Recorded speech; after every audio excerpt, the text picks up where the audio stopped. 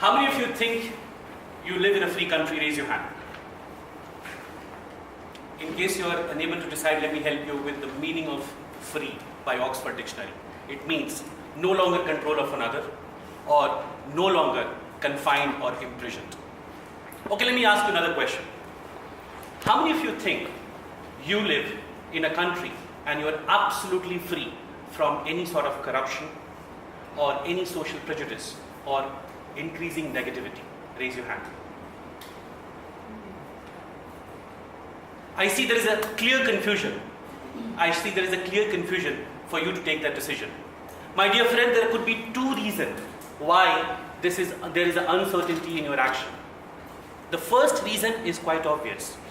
None of us have been part of a pre-independence era, and hence we cannot draw a conclusion.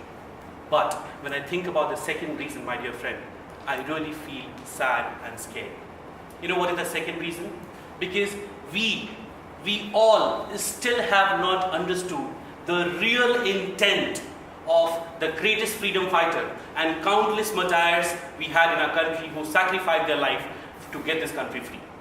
Yes, we have got this freedom as just another legacy by our forefathers. And that is why the definition of freedom for majority of us has been confined just to be a part of either a flag hosting ceremony on 15th August or jamming the road outside a mall or an IKEA store because there is a freedom sale going on. Good morning, Toastmaster of the day, fellow Toastmaster and dear guest. A 12-year-old boy was submitted to a court on account of his atrocious act to attack a policeman. The judge asked him the first question, "What is your name, boy?" He said, "Azad," which means freedom. The judge asked him a second question, "What is your father's name?" The boy answered, "Swadhinta," which means independence. The judge was shocked and asked the third question to the boy, "What is your address?" To this boy, with ease, answered, "I like to be put in a jail, and that is my permanent address." The judge immediately gave the punishment to beat the boy 12 times by a wet leather rope by a fat and healthy person. The boy was given some time to defend himself. To this, the boy answered, "Dear Lord, I am so shameful to the act of mine that you're only giving a 12 beats. I request you to consider increasing the punishment." The judge was astonished. He has no words to say. The boy was immediately taken to a punishment room. He was made naked and a man started beating him. When he was beating him, it was the entire body was bleeding. It was so much bleeding that the entire skin was torn. But the boy did not have tears in his eyes. All he could do, with every beat, he shouted loudly, "Vande Mataram! Vande Mataram!" which means bowing down to the motherland.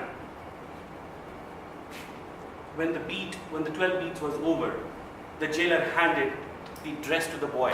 But he could not wear because his entire body was bleeding. The boy was given 12 paisa to put a bandage on. But you know what boy did? He returned that money to jailer and said, "Mr. Jailer, give this money back to Queen Victoria and tell her that this is an advance payment by a young patriot to leave this country and go back. And if this is not enough, then the rest of the payment would be made by the blood of Indians." This brave boy was later known as one of the greatest India's fighter, statesman and freedom fighter, Chandrasekhar Azad. My dear friends, there are many such stories. There are many such stories you will find when you dig into the pages of history. You know what? You will see how committed these people were in order to get the freedom for the country. How many sacrifices were made in order to get the era of independence and the state of independence. And some of you may have a different take on whether Gandhi was right or Bose was wrong. But my dear friend, today we cannot rewrite the script of our freedom, which was fought 100 years back. But the least what we can do, is to remain and act as a responsible citizen and ensure that we do not demean the value of freedom for which our forefathers have given their blood and sweat. Now today, the big question is how to do it. I'm not going to tell you to not go to that store where the freedom sale is going on. I would also not ask you to start doing charity from tomorrow onwards. I'm also not going to ask you to be a part of that candle march for the next rape victim or start talking about the freedom movement or value of freedom in your drawing room conversation. All I would do today at this stage is to make a loud appeal to all of you sitting here to take a pledge. To take a pledge that next time you take any decision in your life, just make sure the two things you keep in your mind. First, ensure that you do not lose your self-respect, and by any means your decision do not put your motherland into trouble or into a bad light. My dear friend, let's all take this national pledge to ensure that we live that hard-earned freedom in its true sense. India is my country, and all Indians are my brothers and sisters. I love my country, and I would always love it, and I would always love it. I am very proud of its rich and varied heritage, and I should always strive to be worthy of it.